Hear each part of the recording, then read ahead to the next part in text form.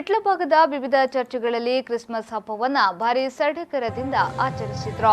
ಪೆರುವಾಯಿ ಮುಚ್ಚಿರ ಪದವು ಫಾತಿಮಾ ಮಥಿಯಾ ದೇವಾಲಯದಲ್ಲಿ ಧರ್ಮಗುರು ಜಾಕಿನ್ ಫರ್ನಾಂಡಿಸ್ ವಿಶಾಲ್ ಮೋನಿಸ್ ನೇತೃತ್ವದಲ್ಲಿ ಬಲಿಪೂಜೆ ನೆರವೇರಿಸಲಾಯಿತು.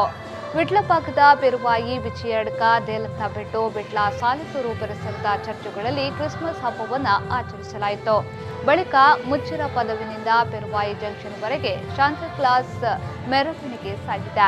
ರಸ್ತೆಯುದ್ದಕ್ಕೂ ಕ್ರೈಸ್ತ ಬಾಂಧವರು ಅನ್ಯ ಧರ್ಮೀಯರಿಗೆ ಕೇಕ್ ವಿತರಿಸಿದ್ರು. ಬಸ್ನಲ್ಲಿ ಸಂಚಾರ ಮಾಡುತ್ತಿದ್ದ ಪ್ರಯಾಣಿಕರಿಗೂ ಕೇಕ್ ವಿತರಿಸಿ ಶುಭಾಶಯ ವಿನಿಮಯ ಮಾಡಿಕೊಂಡ್ರು. ಕ್ರೈಸ್ತರ ಈ ಹಬ್ಬ ಸೌಹಾರ್ದತೆಯ ಸಂದೇಶ ಸಾರಿದ್ರು.